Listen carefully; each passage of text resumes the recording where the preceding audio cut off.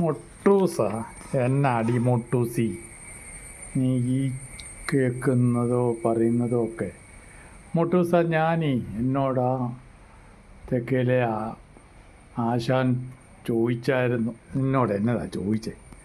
എന്നോട് ചോദിച്ച ആമവാദത്തെക്കുറിച്ച്. എനിക്കറിയത്തില്ലല്ലോ ആമവാദം എന്നാന്ന്. ഞാൻ പറഞ്ഞ ആമയ്ക്ക് പിടിക്കുന്ന വാദമാണ്. അന്നേരം പറഞ്ഞു, ആശാൻ പറഞ്ഞു അതൊന്നുമല്ല,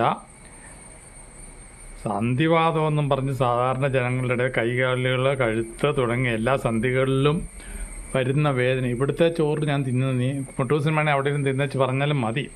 എടി ഞാൻ പറയാം, നീ കേട്ടോ. അത് കൈകാലുകൾ തുടങ്ങിയ എല്ലാ സന്ധികളിലും തീവ്രമായ വേദനയും നീരും പനിയുമാണ് ആമവാദത്തിൻ്റെ ലക്ഷണം. ക്രമം തെറ്റിയും ബിരുദ സ്വഭാവമുള്ളതായ ആഹാരം, വ്യായാമത്തിൻ്റെ കുറവ്, ശക്തിക്കുറവ് എന്നിവയാണ് ആമവാദത്തിനുണ്ടാകുന്ന കാരണങ്ങൾ. ഈ നിദാനങ്ങൾ ഏർപ്പെടുന്ന മൂലം ആഹാരത്തിൻ്റെ തനിയായ ദഹനം നടക്കാതെ വരികയും അങ്ങനെ ആമ എന്ന് പറയുന്ന ആമ വിഷസമാനമായ ഗുണങ്ങളോട് കൂടിയതാണ്. ദഹനക്രിയയുടെ അപാകതയാണ് അതിൻ്റെ കാരണം. രാസധാതു ദൂഷിച്ചു, പ്രത്യേകിച്ച് അവസ്ഥാനങ്ങളെ, സന്ധികളെ ബാധിക്കുകയും ചെയ്യുന്നു. തുടർന്ന് സന്ധികളിൽ നീരോടുകൂടിയ വേദനയും പനിയും ഉണ്ടാകുന്നു. ശരീരത്തിന് കനമുണ്ടാകും. അന്നേരം അതൊക്കെയാണോ ആമവാദം? അതാടി ആമവാദം. പിന്നെ ഇതിനെന്തൊക്കെ ചെയ്യണം? അതിന് ഉള്ള പറഞ്ഞു കഴിഞ്ഞാൽ അതിനൊക്കെ കൂടുതൽ ലക്ഷണം കേട്ടോ. വെള്ളദാഹം ഉണ്ടാകും, ഉത്സാഹമില്ലായ്മ ഉണ്ടാകും, ദഹനക്കുറവുണ്ടായും, ധാരാളമായിട്ട് മൂത്രം പോകും, ഉറക്കമില്ലായ്മ ഉണ്ടാകും, മലബന്ധം വരും, വായുക്ഷോഭം ഉണ്ടാകും. ഇതിൻ്റെ ലക്ഷണമാണിതെല്ലാം. ആമവാദത്തിൽ അഗ്നിയെ വർദ്ധിപ്പിക്കുന്നതും ദഹനത്തിന് സഹായിക്കുന്ന ആഹാരദ്രവ്യങ്ങൾ കഴിക്കണം. ദഹിക്കാവുന്ന ആഹാരങ്ങളാണ് കഴിക്കേണ്ടതെന്ന് പറയുന്നത്. അത് നല്ല ആഹാരങ്ങൾ ദഹിക്കുന്നത് ദഹിക്കാത്ത ഒഴിവാക്കണം. ആമവാദമുള്ളവർ എരിവ്, പുളി, കയർപ്പ് എന്നിവ അധികം ഉപയോഗിക്കാതിരിക്കുകയാണ് നല്ലത്.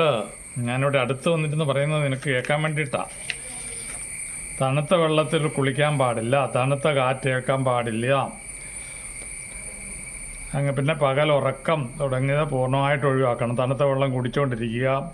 ഫ്രിഡ്ജിൽ നിന്നൊക്കെ എടുത്ത് കുടിക്കുകയല്ലേ, അങ്ങനെയൊന്നും കുടിക്കരുതെന്നാണ് പറഞ്ഞത്. എൻ്റെ ഫ്രിഡ്ജ് ഞാൻ കാണുന്നത് ഇവിടെ ഉണ്ട്, ഫ്രിഡ്ജിരിക്കുന്നത്. അങ്ങനെയുള്ളത് ആമവാദമുള്ളവർ കുടിച്ചാൽ അവർക്ക് പിന്നെ പകൽ കിടന്ന് ചുമ്മാ ഉറങ്ങുക ഒന്നും പാടില്ല. ഇനി ഞാൻ 2 ചോറ് തിന്നട്ടെ. പിന്നെ അതിന് സമയത്തിന് കൃത്യമായിട്ട് ഇപ്പം കണ്ടില്ല. ഉച്ചയ്ക്ക് നമ്മൾ വന്ന് ചോറ് തിന്നണം. അത് കഴിഞ്ഞിട്ട് ഉച്ചയ്ക്ക് തിന്നാതിരുന്ന വൈകിട്ട് 4 മണിക്കോ 5 മണിക്കോ 6 മണിക്കോ കഴിച്ചു കഴിഞ്ഞാൽ ആമവാദം ഉണ്ടാകും. സമയം തെറ്റി ഭക്ഷണം കഴിക്കാൻ പാടില്ല. പിന്നെ വിശക്കുന്നതിന് മാത്രമേ കഴിക്കാവുള്ളൂ. നമ്മളിങ്ങനെ കിട്ടുന്നതാണല്ലോ ചുമ്മാതെ എന്നും പറഞ്ഞ് വാരി വലിച്ച് തിന്ന് കഴിഞ്ഞാൽ ഈ മൊട്ടൂസി ആമവാദം ഉണ്ടാകും. ഭക്ഷണം കഴിച്ചാൽ ഉടനെ കഠിനാധ്വാനം ഒന്നും ചെയ്യരുത്. പിന്നെ അതിന് കഴിക്കാവുന്ന എന്തൊക്കെയാണ്? പഥ്യമായിട്ട് വരുന്ന അരിദോശ, ഗോതമ്പ് ദോശ കഴിക്കാം. പാലൊഴിച്ച ചായയും കുടിക്കല്ല്. പത്തിരി, നൂൽപ്പട്ടുമൊക്കെ കഴിക്കാം. ഉഴുന്ന് ദോശ, ഇഡ്ഡലിയൊന്നും അധികം കഴിക്കരുത്. ഉള്ളിച്ചമ്മന്തി, മല്ലിച്ചമ്മന്തിയൊക്കെ കഴിക്കാം. പൊറോട്ടയും പൂരിയൊന്നും അധികം കഴിക്കരുത്. നേർത്ത കഞ്ഞി, മലർക്കഞ്ഞിയൊക്കെ കുടിക്കാം. മുട്ടക്കറി കൂട്ടരുത്. ഉലുവാക്കഞ്ഞി കുടിക്കാൻ. നൂഡിൽസ് എപ്പോഴും തിന്നാൻ പാടില്ല. ചോറ് പഴക്കമുള്ള അരി കൊണ്ടായിരിക്കണം. പുത്തിരിച്ചോറ് അധികം കഴിക്കരുത്. ഇഞ്ചിക്കറി, പടവലങ്ങക്കറിയൊക്കെ കഴിക്കാം. ബിരിയാണി, നെയ്ച്ചോറൊന്നും അധികം കഴിക്കരുത്. ദേഹത്തിനെ ബാധിക്കുന്നുണ്ടാണ്. മുരിങ്ങക്കായ ഇഷ്ടം പോലെ കഴിക്കാം. ഫ്രൈഡ് റൈസ് ഉള്ളതൊന്നും അങ്ങനെ പോലുള്ളതൊന്നും കഴിക്കരുത്. മോര് കറി, വെളുത്തുള്ളി ചേർത്ത് ഇഷ്ടം പോലെ കഴിക്കാം. തണുത്ത ചോറ് എപ്പോഴും കഴിക്കാതിരിക്കുക.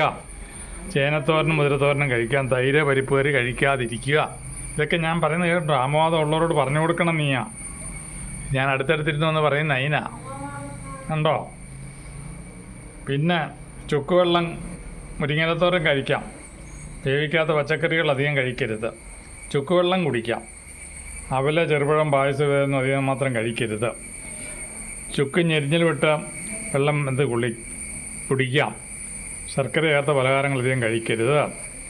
തിളപ്പിച്ച വെള്ളം കുടിക്കാം. ഉഴുന്നുവട കഴിക്കരുത്. ഇതൊക്കെയാണ് പഥ്യവും അപഥ്യവും എന്ന് പറയുന്നത് ആമവാദത്തിന്.